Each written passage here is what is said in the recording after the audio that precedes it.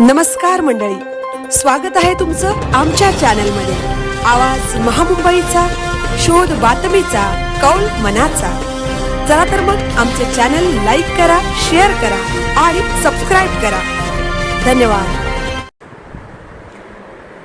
श्री रामजन्मोत्सव निमित्त अखंड हरिनाम सप्ताह, परमपूज्य संत श्री सद्गुरू मोरे माऊली वारकरी संप्रदाय बडोदे। 26 मार्च 2026 ते 30 मार्च 2026 अखंड हरिनाम सप्ताह उत्साहात आणि भक्तिमय वातावरणात संपन्न झाला। या सप्ताहानिमित्त नावाळे गावचे सुपुत्र बडोदा रहिवासी हबप श्री गणपत तात्याबा नरे यांची पत्नी हबप सौ निशाताई गणपत नरे यांची प्रवचन रूपी सेवा झाली। खूप छान सेवा झाली। सर्व भाविकांनी भक्ती रसाचा आनंद घेतला। रामकृष्ण हरी। आवाज महामुंबईचा चॅनलसाठी मिलिंद खरपाटील, पोलादपूर। घालावी घालावी विसोबांनी यावं, झोळी खासकन ओढून घ्यावी। अरे संन्यासाच्या कार्ट्या जगता तरी कशाला रे? धर्म भ्रष्ट केला तुम्ही, बाटवला बाजूला हा, विटाळ झाला तुमची सावली आमच्या अंगावर पडली। किती सहन करावं, किती ऐकावं? आई वडिलांनी देहांत प्रायश्चित्त घेतलं होतं, पण तरी सुद्धा ह्या जगाचा त्रास शांतपणे सहन करत होती ही मंडळी। का ज्ञानोबांचे पाय 1000 वेळा धरायचे? का संत चरणी लागतात तुकोबाराय सहज म्हणतात? कल्पना करा श्रोते हो, आज आपल्याच माणसाने आपल्याला तिकडे सरक म्हटलं ना की आपली तळपायातली कळ मस्तकात जाते। ज्ञानोबारायांनी किती सहन करावं, किती अपमान, किती निंदा, आणि एवढं सगळं करून ह्याच लोकांसाठी पसायदान मागावं? इतकी उदात्त अंतकरणाची वृत्ती फक्त माझ्या ज्ञानोबांकडे आहे, फक्त ज्ञानोबांकडे आहे। काय दिलं ह्या समाजाने? पण तरी सुद्धा जे खडांची व्यंकटी साडो तया सत्कर्मी रती वाडो, भूता परस्परे पडो मैत्र जीवांचे। जे खडांची व्यंकटी सांडो, दुष्टांचा दुष्टपणा संपू दे, तया सत्कर्मी रती वाढो।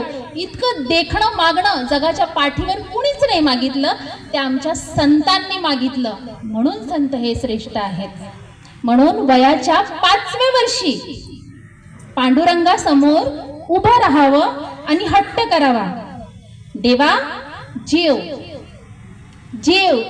का? वडिलांनी सांगितलं होतं, देव जेवल्याशिवाय आपण जेवायचं नाही। 5 वर्षाचं लेकरू आहे। किती? 5 वर्षाचं। तुमच्या माझ्या घरातलं 5 वर्षाचं लेकरू बघा, त्या अख्ख्या गावभर आत्ता माझी सटकली करत हिंडतंय।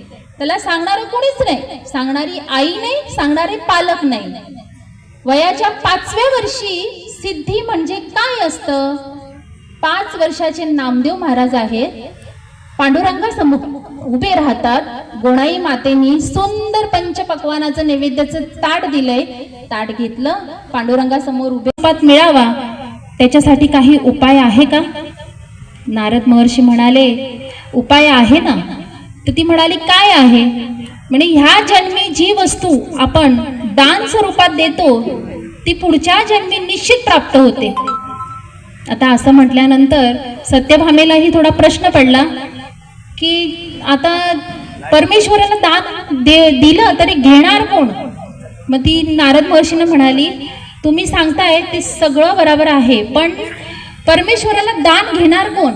नारद महर्षी म्हणाले त्याची तू चिंता करू नकोस, मी आहे ना, परमेश्वराला दान मी घेईल। आता नारद महर्षी तर तुम्हाला सगळ्यांना माहिती आहे किती चतुर आहेत ते।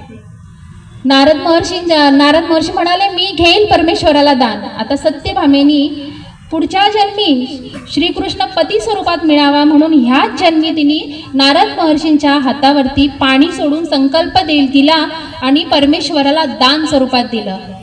आता नारद महर्षी हुशार, ते तसाच ओला हात घेऊन दरबारात आले। दरबारात गेल्यानंतर भगवंतांनी नेहमीप्रमाणे नारद महर्षींना उद्धापन दिलं, आणि उद्धापन दिल्यानंतर नारद महर्षी म्हणाले देवा आता तुमचं माझं नातं बदललं बरं का? भगवंत हसले, म्हणाले कसं काय?